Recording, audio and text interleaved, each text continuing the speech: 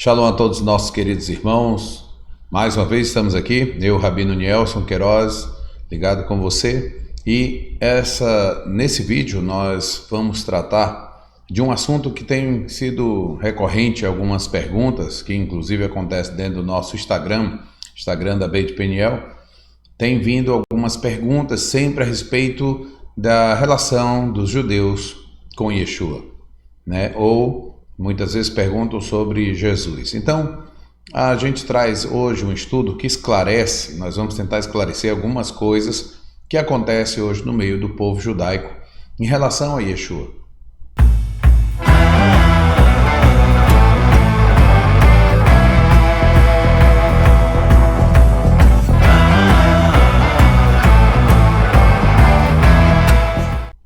Jamais se pode entrar a falar de uma forma como se fosse o judeu um pensamento único.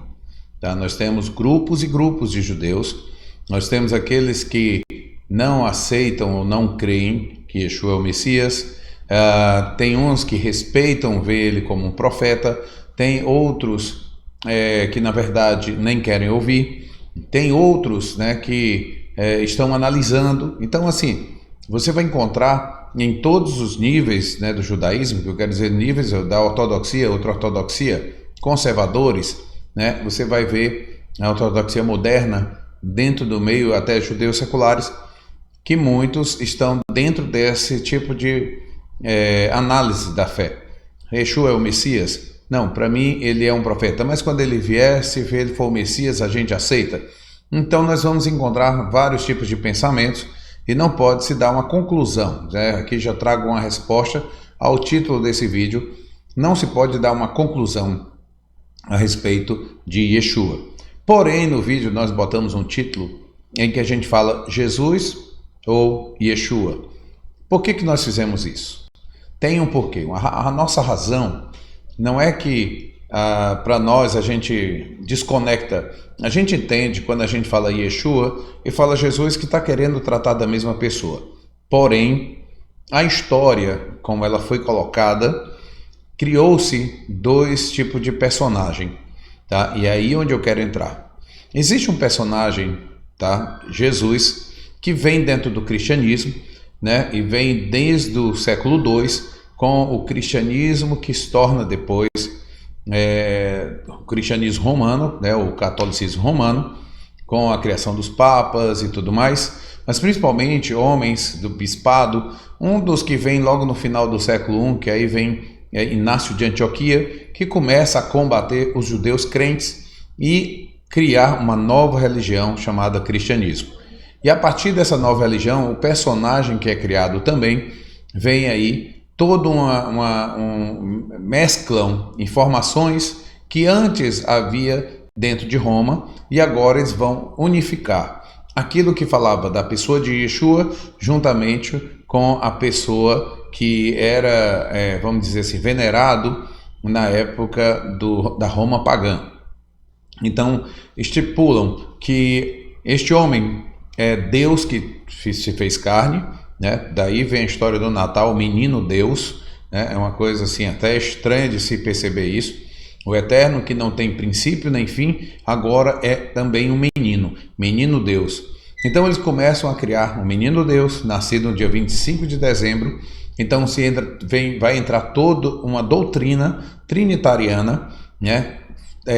Que se estudar anteriormente a esse período, os discípulos não criam assim. A gente vai levantar um dia um estudo sobre isso, mas o que eu quero trazer é que o personagem Jesus, né, se torna um homem muito romano, ok?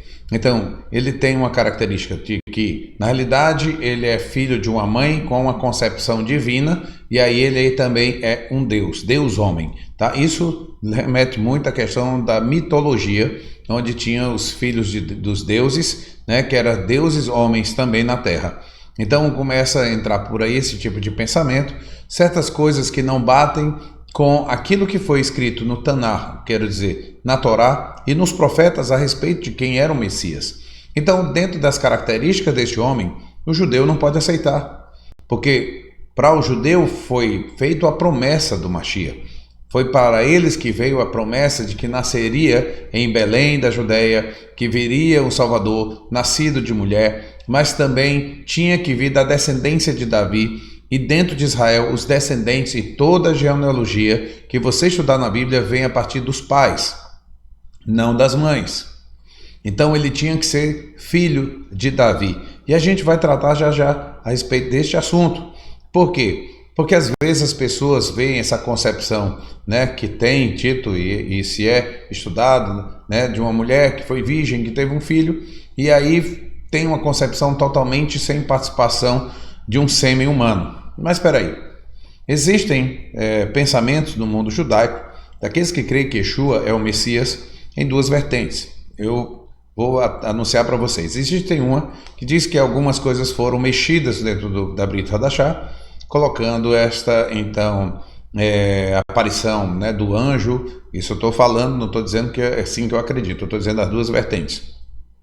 Então, acontece algo, né, que não tem essa história, que aquilo ali foi incluso, e que na realidade José casou com Miriam, né, Yosef com Miriam, e tiveram o seu primeiro filho, e o primeiro filho, sim, é avisado que ele é o Mashiach, que o espírito que estava nele era o espírito do Mashiach, a alma do Mashiach é colocada em um corpo.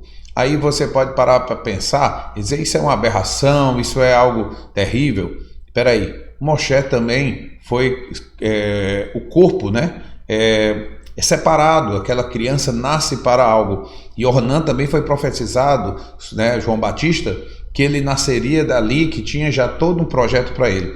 A questão, gente, nós temos que entender bem isso e achar que o sexo é pecado e por ter tido um homem e uma mulher coabitados e gerar um filho, não, aquilo que é de Deus não poderia vir. O corpo é apenas uma vestimenta da alma, tá?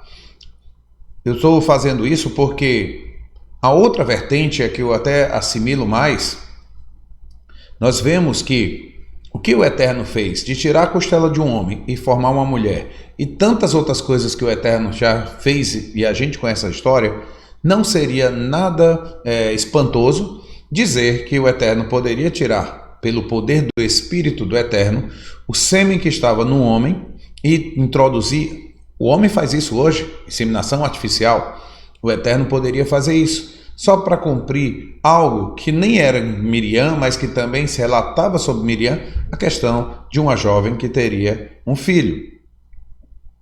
Então, né, ali o Eterno pode sim ter feito. Eu estou falando isso com base aqui. Eu quero mostrar para vocês um texto, tá, que corrobora com isso que eu estou falando, ou com essas duas vertentes.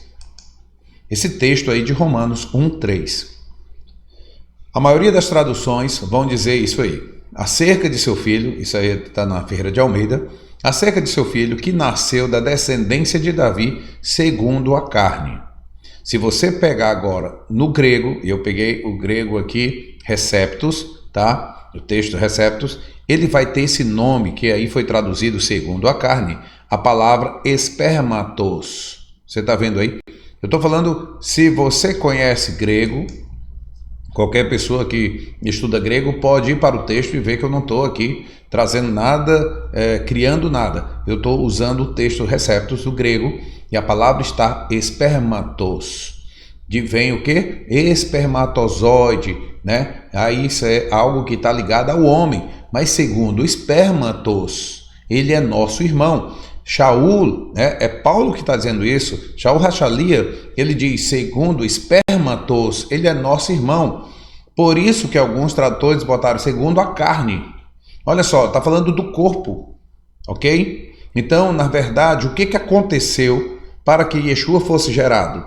Um poder do Eterno de tirar o sêmen de Yosef, sim, descendente de Davi, e assim cumprir a promessa de um descendente de Davi. Ou, se eles tivessem tido uma relação em que, nós sabemos, eu posso fazer aqui, mostrar um estudo para vocês também, de vários textos inclusos e retirados, que alguns homens no passado retiraram textos, incluíram textos, tá, dentro da palavra. Se você pegar aqui, eu posso um dia fazer, quem sabe o próximo vídeo, a gente vai mostrar algumas coisas que aconteceram nas traduções da Bíblia.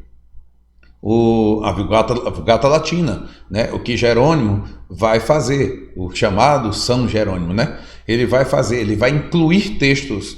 Em 1 João capítulo 5, verso 7, foi um texto totalmente incluso, que tem ali a questão que há 3 que testemunham no céu. Isso não existe em nenhum dos escritos grego, mas colocaram isso pela Vulgata Latina, a mando do Papa Dámaso I. Então, eles tinham essa coragem de fazer essas coisas. Então, por que não fizeram também em outras? Então, é isso que nós precisamos prestar atenção. Mas nós temos esse texto, não só esse, existem outros textos que vão corroborar com esse texto que eu mostrei de Romanos 1,3. Inclusive, João diz que aquele que diz que ele não veio em carne, que era homem, 100% homem, apenas homem, né? Esse é um anticristo, é um anti-Machia. Veja também que quando Shaul vai dizer que há um só mediador entre Deus e o homem, ele diz Yeshua, homem. Em Atos, logo nos primeiros capítulos, se eu não me engano, capítulo 4 mesmo de Atos, vai dizer que ele, aquele homem, ele foi cheio do Espírito, recebeu da promessa que Deus tinha dado do seu Espírito e que ele recebeu e que Deus operava milagre através dele. Por que eu estou falando isso? Porque Yeshua, ele tinha que ser homem, filho de mulher, porque isso era a promessa feita no Tanar. Será que Deus prometeu isso pelas bocas dos profetas, falou isso na Torá, e quando chega agora, ele muda o jogo? Por quê? Porque você traz um ranço em que sexo dentro de um casamento também é pecado? Qual o problema de se ter um corpo carnal, carne? E isso leva Yeshua a um patamar mais alto, porque nós podemos parar para pensar, então ele era homem igual a mim? Sim, e resistiu o pecado, e você pode resistir. Porém a sua alma, o seu espírito é do Machia, aquele que estava com Deus na criação. O que o próprio judeu diz, o espírito pairava sobre as águas, sobre a face das águas. Todo judeu, dentro dos estudos cabalísticos e outros escritos, diz que aquele espírito era do Machia. Agora preste atenção, esse espírito do Machia, ele vai entrar em um corpo. Hebreus diz, preparaste um corpo para mim. Porque tinha que preparar um corpo terreno, para que esse espírito, para que a alma de Machia pudesse habitar. É isso que estava acontecendo. Então, não tenta criar aquela coisa fantástica e achar que ele suporta tudo aquilo, porque ali era Deus na terra, num corpo de um homem. Tá certo? Então isso tem que mudar, você tem que estudar um pouco mais a respeito disso. E aí onde começa a acontecer um problema grande, porque o judeu vai analisar o quê? Uma situação de que Deus entra num corpo, aquele que é Or Ein Sof, luz infinita, uma glória tão poderosa que ele não pode nem tocar nessa terra. Veja que todos os que vieram conversar, e a Bíblia mesmo diz, e Deus falava com Moshe e tudo mais, eram sempre anjos que representavam e traziam a palavra. Por que anjos? Porque não o próprio Eterno vinha, porque o próprio Eterno, se tocar nessa terra, essa terra ela é destruída e tudo se torna o próprio Eterno. Isso é um conceito mais profundo que você puder estudar e buscar isso, você vai compreender essa imensidão, esse ser completamente poderoso e infinito. Então o que ele faz? Ele usa representantes para vir para este mundo, para este Olam. Então daí você começa a compreender a dificuldade do judeu perceber isso. Isso eu estou falando só da questão doutrinária. Mas se a gente entrar, por que há judeus que não olham para Jesus como Messias? Porque também tem outras situações. Em nome desse Messias, cruzes eram colocadas à frente das sinagogas e queimavam sinagogas, matando famílias e rabinos, queimando Torá. Tudo isso dizendo e culpando os judeus pela morte de Yeshua. Quando a morte de Yeshua foi uma questão política, e sim até política religiosa, mas não do povo de Israel. Se você estudar um pouco mais e olhar lá no capítulo 13 de Lucas, versículo 31, você vai descobrir que os fariseus, inclusive, chegaram para Yeshua e disseram: mestre, sai daqui, porque Herodes procura te matar. Isso já estava há 3 dias antes de sua morte. E ele diz: avisa aquela raposa, não será hoje nem amanhã. Eu estarei expulsando o demônio, fazendo tal, mas no 3º dia eu serei entregue. Então, olha só que os próprios fariseus estavam livrando a pele de Yeshua. Mas houve aquela coisa que a gente conhece bem de perto, né? Fala e culpa o outro aquilo que você faz. Porque quem deram as 40 chicotadas em Yeshua foram os romanos. Quem pegaram os martelos e cravaram os cravos nas mãos de Yeshua foram os romanos. Quem prepararam uma coroa de espinho e bateram com vara na cabeça dele foram os romanos.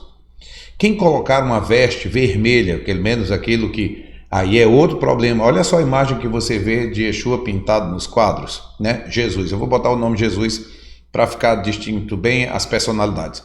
Então, quando você olha um quadro de Jesus, ele não tem um talit, não usa tzitzit. O que ele tem é uma faixa vermelha passando no corpo, que é aquilo que foi colocado sobre ele para menosprezá-lo. Olha as características físicas que fizeram dele. Então, quando o judeu olha para lá e diz assim: isso não tem nada a ver com o meu Messias. Agora, como é que o judeu faz quando ele entende que o Yeshua, agora eu vou falar do outro personagem, não nasceu em 25 de dezembro, nasceu em Aviv, nasceu no período de primavera, no período do nascimento dos cordeiros. Por isso, os pastores estavam no campo à noite, tá certo? Não era um tempo frio, então não era final de ano. Eles estavam ali em Aviv, período em que as ovelhas vão parir, vão ter filhos, e aí eles estão no campo. Então, é por isso que estão lá.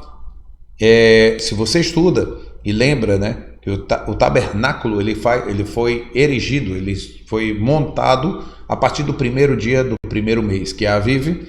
Então, 7 dias demorou para se montar ele completo. No 8º dia, eles entraram com o sacrifício e a glória de Deus desceu naquele lugar. Agora, preste atenção. O Mashiach nasce, depois completa 7 dias, no 8º dia ele é circuncidado. Ele, sendo a palavra, recebe nele a aliança da palavra, porque circuncisão em hebraico é Brit Milá, uma aliança com a palavra. Então a própria palavra está fazendo uma aliança com a palavra. Você pode imaginar o poder que é nisso? Então a glória desce. Então você começa a observar agora alguns pontos que são necessários para quando um judeu entende isso. Nós não estamos falando de um homem-deus, mas nós estamos falando do Mashiach prometido, que vem da casa de Davi. E aí começa a colocar agora no ponto certo. Sabe o que acontece? Eles dizem assim: dessa forma aí eu respeito, dessa forma aí não tem problema. Por quê? Porque não é questão de acreditar em um Messias que o judeu vai ficar, certo, com as armas de defesa contra essa pessoa.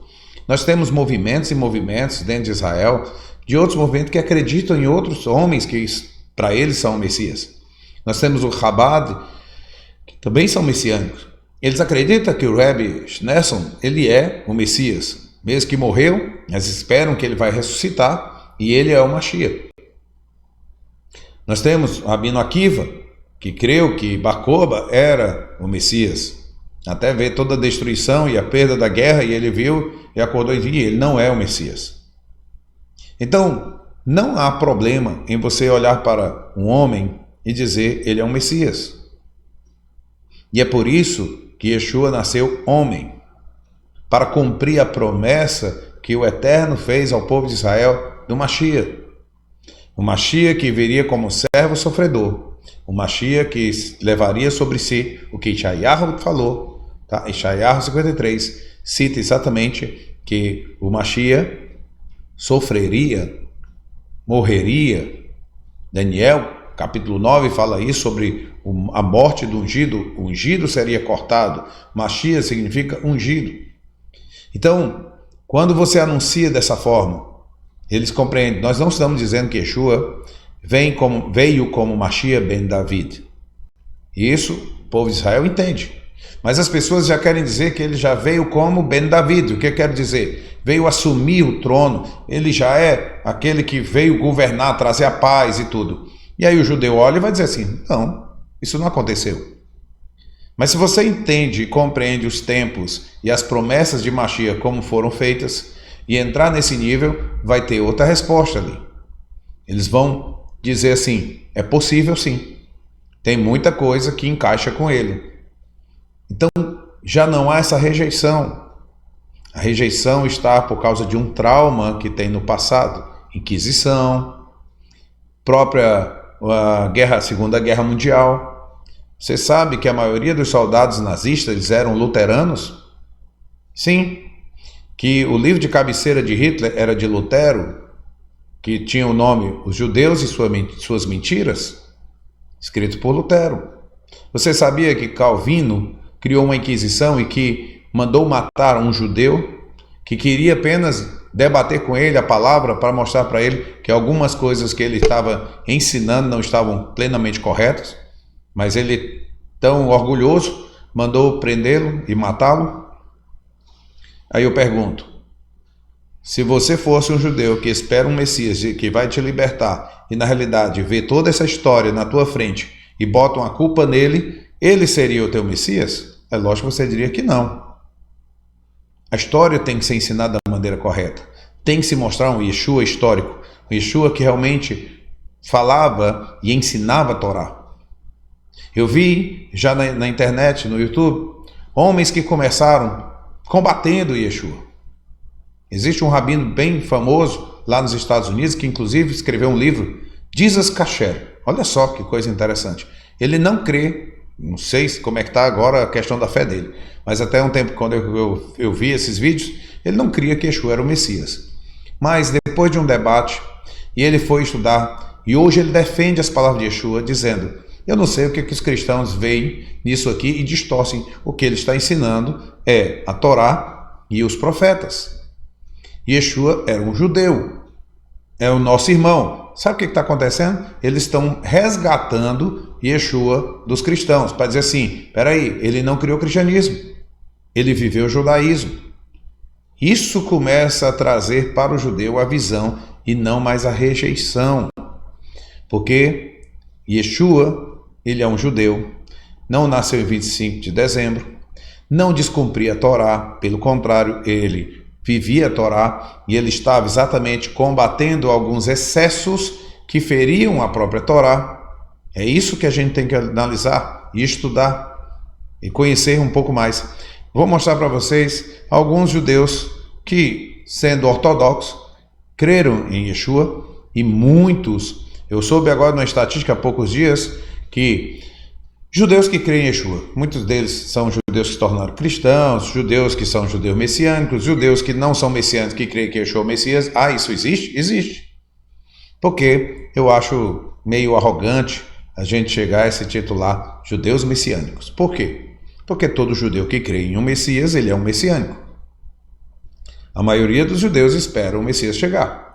Maimônides coloca lá nos 13 princípios do judaísmo a crença na vinda do Mashiach. Lógico, né? E isso é messianismo. Então, o que acontece é que o que nós podemos dizer é que somos judeus, que somos do caminho, que cremos que Yeshua é o Messias. Tá? Somos messiânicos como todos os outros, mas nós definimos quem é o nosso, para nós, o Messias. Então, o que acontece é isso. Veja só aqui, eu vou mostrar alguns rabinos. Esses rabinos aqui eu vou tentar contar rapidamente a história rápida de cada um, tá? Esse aqui, rabino, um ortodoxo, Isaac Lichtenstein, nasceu na Hungria em 1824. Esse homem era superdotado, conhecedor, grande conhecedor da Torá, né? E desafiou outros da sua época a provarem que Yeshua não era o Messias. Ele conheceu o Messias e Yeshua por onde? Ele conheceu em estudar a própria Torá, tá certo? Vamos aqui outro. Esse aqui, Itzhak Kaduro, né? Faleceu ainda dentro dessa era que nós estamos.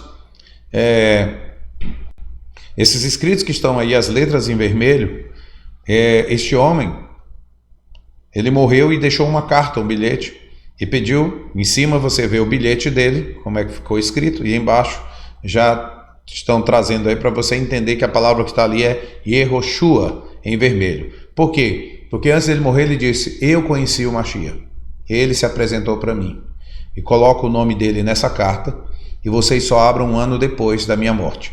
Ele faleceu, um ano depois abriram e encontraram o nome lá, Yehoshua. Só para o enterro dele foram a média de 200 mil judeus por esse rabino tão respeitado em Israel. Então, ele deixou o nome Yehoshua.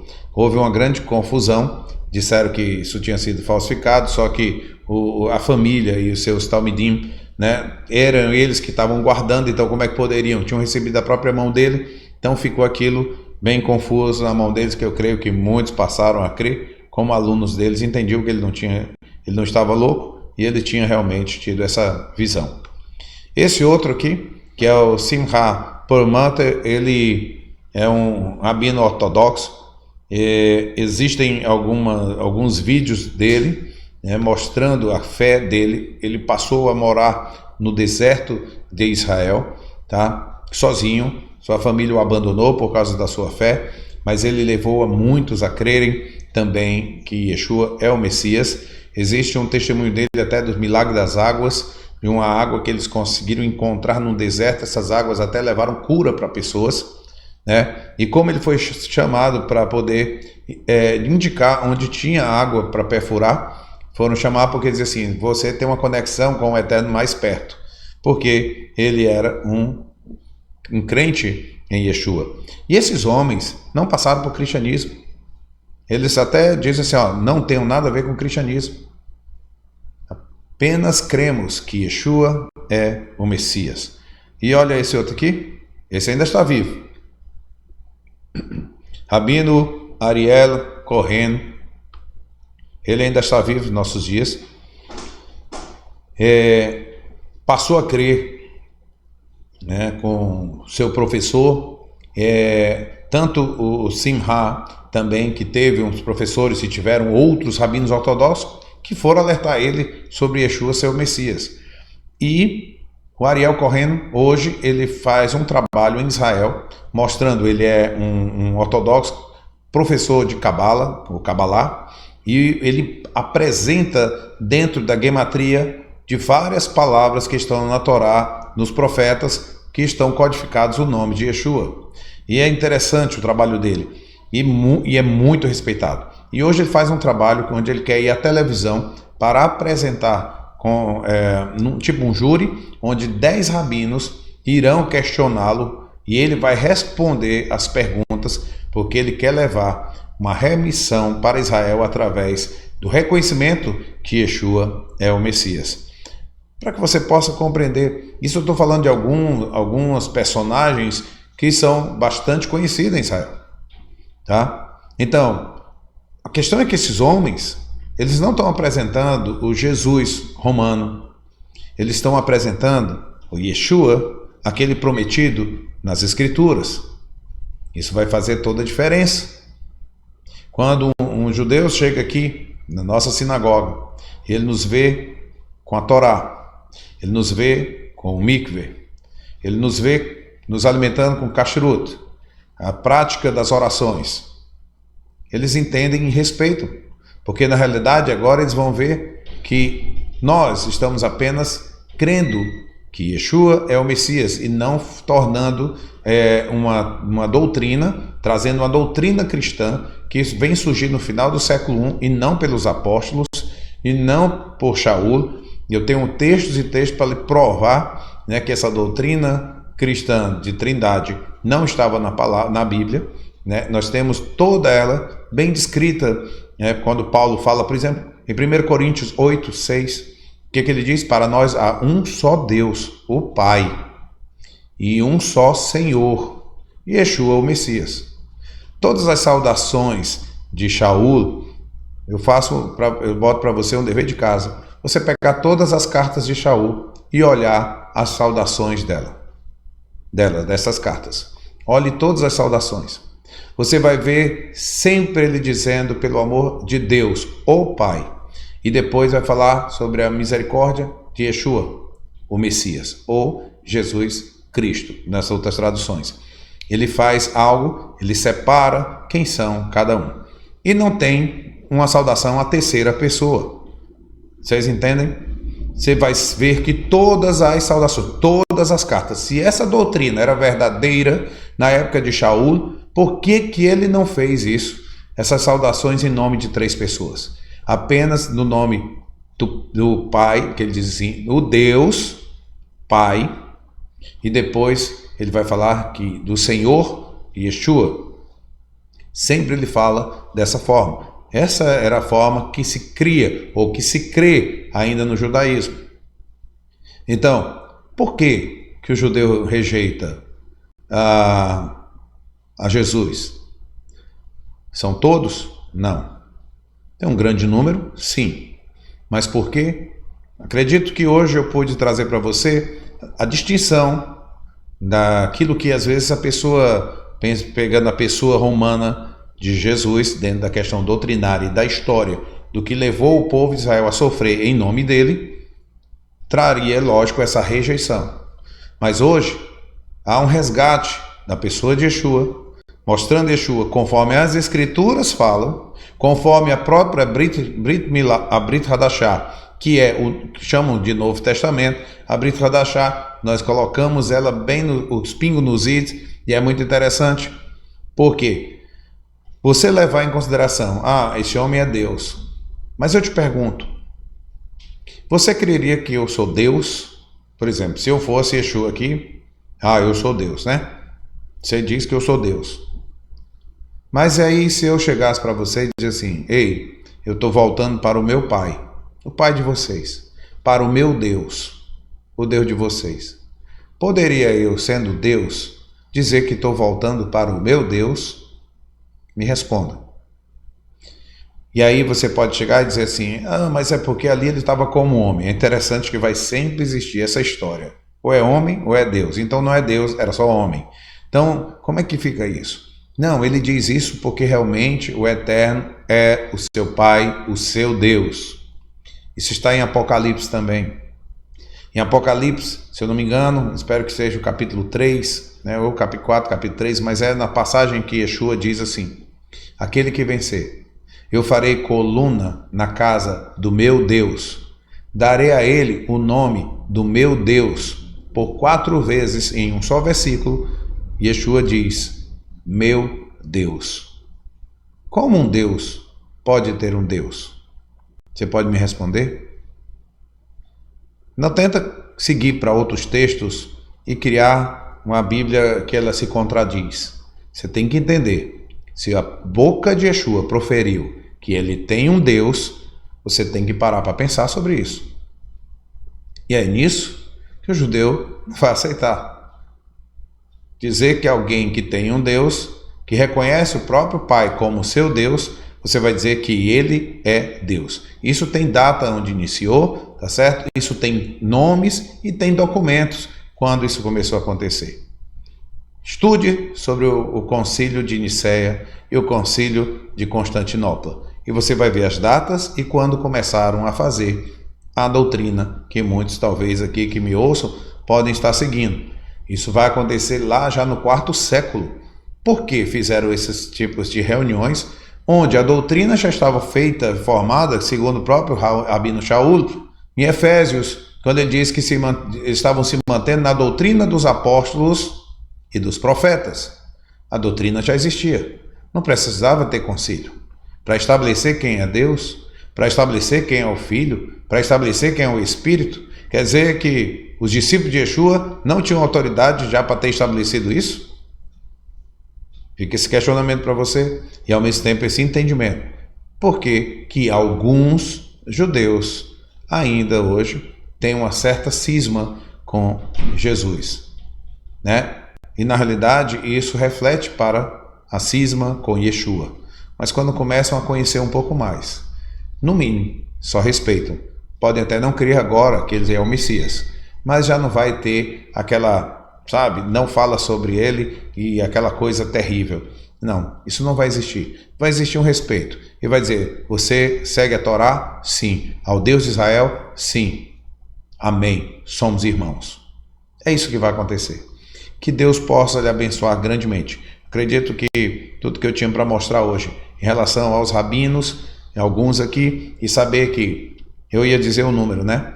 Eu falei que lá em Israel hoje nós podemos ter uma análise de entre aproximadamente 40 mil, só na terra de Israel, 40 mil judeus que creem em Yeshua. São mais de 200 quehilot. Isso dos que proferem e as pessoas sabem. Nós não estamos aqui contando como alguns desses rabinos que depois de um tempo abriram a boca para falar.